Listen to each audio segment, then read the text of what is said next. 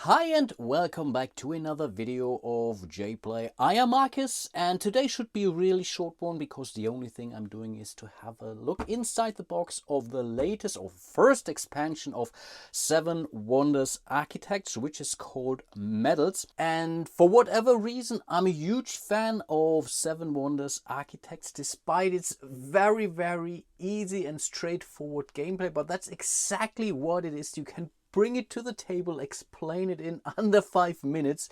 You start playing and a lot of things you can really explain throughout the game.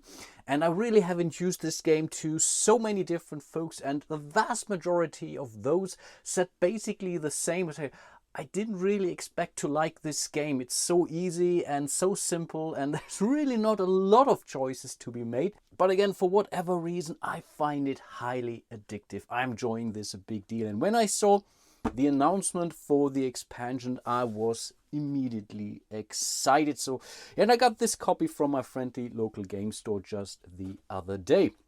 So yeah, then let's have a quick look inside the box.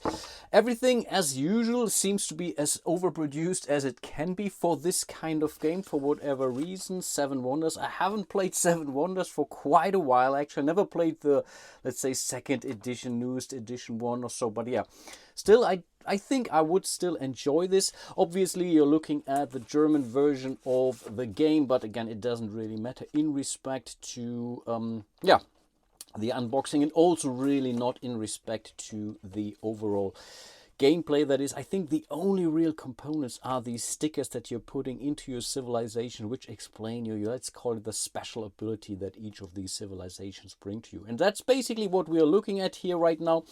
So yes, the game is introducing two new factions. So we have Rome and we have Ur or Ur, which bring their own thing. So they have this hidden-ish kind of ability. When you are unlocking this, I believe you are then allowed to take one of a card of another player, and then you will give them something in return from the face down pile in the center of the board. So you're not really taking directly something away, but it's a great way getting some useful stuff. And this is something where you can basically grab the cat for whatever it is. These stickers over here, I'm really not a big fan of stickers, are for the, let's say, main let's say addition that they have added to the game. So definitely the one and only punch board here. So this is Rome, this is Ur as far as I know. We have 4 more of these tokens here. Yes, there is now a third one for this one here. This is basically an auto cat, so you can never be taken away. I think it has the same ability as the cat in the base game. And yeah, I think this gives you points at the end of the game. This is something where you don't have to discard the cards, the military cards with a horn. Apart from that, again, they work exactly as all the other things in here. Yes, we have 2 new boards, also 2 more trays for the cards in here. They have both their own set of decks, again, as overproduced as things can get. And then, yeah, I think ultimately we are coming to the, yeah, I think which is the namesake of this expansion, which are those medals here. So they are 2-sided. They will simply give you 4 points at the end of the game. On the other side, we have the space for the stickers. Where are the stickers again? So they are here.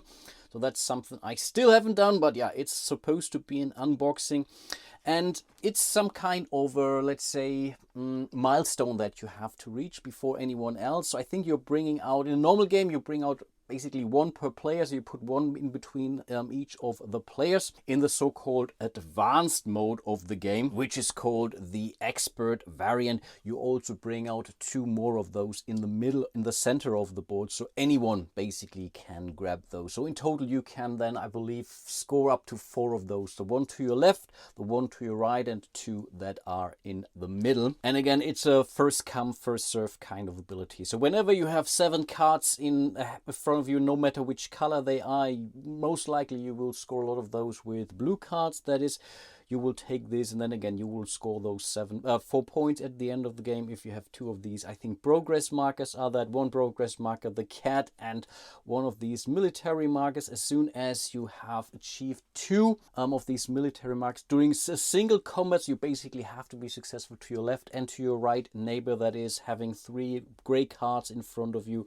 This combination of cards to you, basically the appropriate level of your wonder respectively. And again, you shuffle these out, and I think we have now 12 of those available depending on the player count. You will have a good mixture of things whenever you're playing, but that's basically the same as with this normal I think progress tokens here, which will make the game definitely, yeah, I think quite replayable. But yeah, that's basically it. I don't really think that there is anything particular for these cards for those two factions. Again, Rome and Ur, let's bring them out. I mean, yeah, I have to bring them out anyway. Of course, they have their own back here, but I think when we are looking at those, no, they all have the base materials. Usually they have, I'm not even sure if they have a different mixture of things. I never looked at that, but I think there shouldn't be any special card in here. Now they do have their own set of spread. We can already see that here as well. No, those are pretty standard decks, and yeah,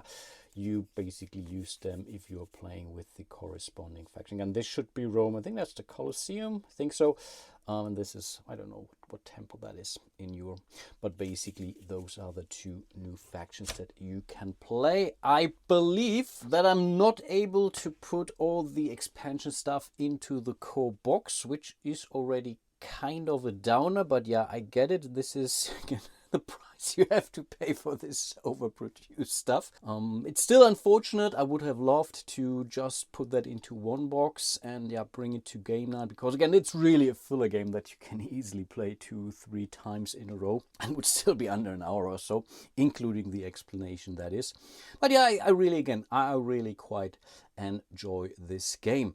And I think that's basically it, that there is everything that's left to say for this game. 7 Wonder Architects medals. I'm really looking forward to giving this a try. Again, it doesn't really change the game in a dramatic way. Yes, we have now these milestones. You have some more, even more timing things. So the whole push your luck is the card that I'm turning over from the middle. Is this exactly the one I gain to whatever? Yeah, score these extra medals. And I think timing wise, you will first score those medals before you then have to cash in the cards for anything like Stage of Wonder. Because keep in mind, in a base game, as soon as you are able to complete a Stage of your Wonder, you have to trade in those cards.